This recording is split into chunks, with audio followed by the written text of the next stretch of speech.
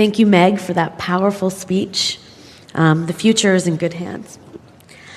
I know it's traditional for a commencement speaker to start off with a joke, but anyone who knows me knows that I'm super impatient and a little ADD, so I am just going to cut to the chase. You are graduating at a crazy time in history. I'm talking like top 5 earth-shattering, paradigm-shifting moments in human existence.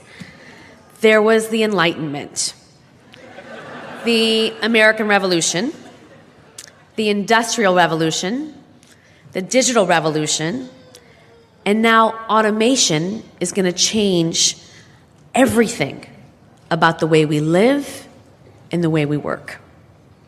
According to McKinsey, 45% of the tasks that people do manually are going to be automated using current technology alone. And the pace of innovation, it's never been faster.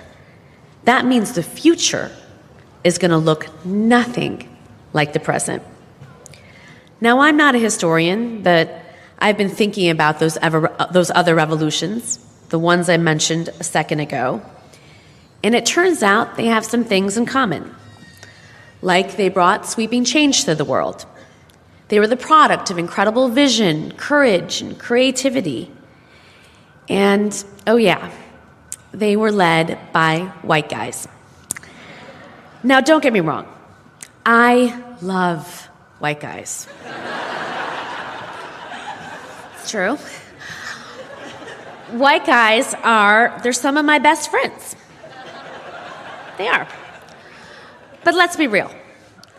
They have never had a monopoly on good ideas.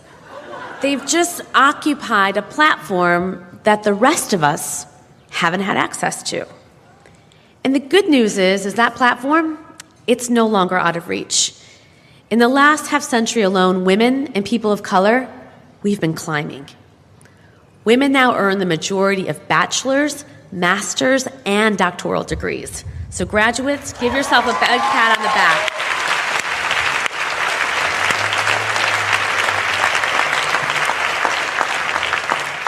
Today, some 40% of American women are our family's breadwinners. We are so close to equality, and yet we have a problem. Because the next revolution, it's underway. And its leaders, they don't look like me. They look like tomorrow's commencement speaker.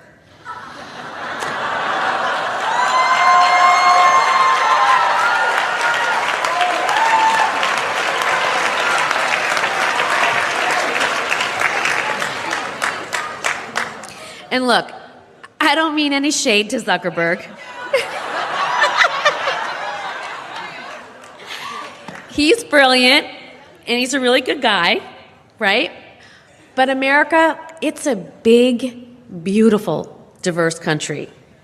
And for all the progress that we've made, we are still vastly underrepresented in Congress, in the C-suite, and then in the tech community.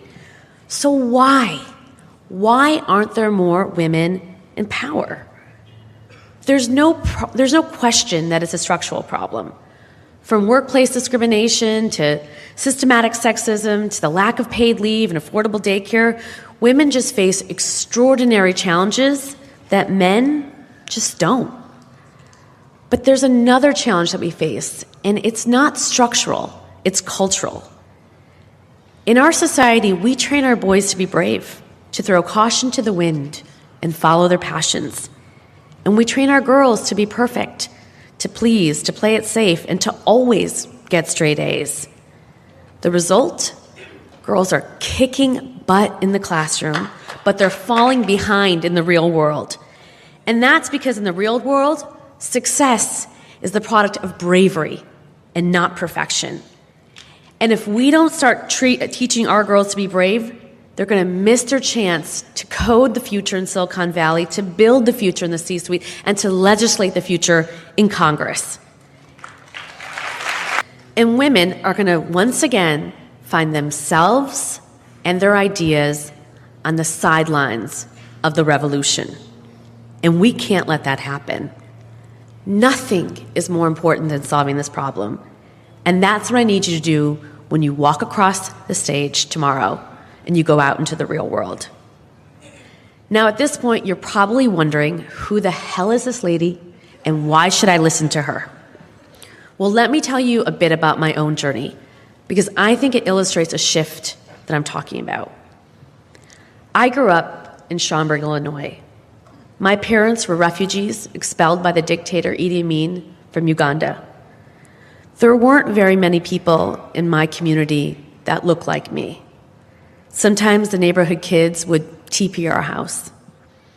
One time, I punched a bully in the face who called me a Haji. Now, to be clear, violence is never a good idea, but damn, it felt good. In school, I found my own advocacy organization, the Prejudice Reduction Interested Students Movement. Yes, a mouthful. I led my first march when I was 12 years old.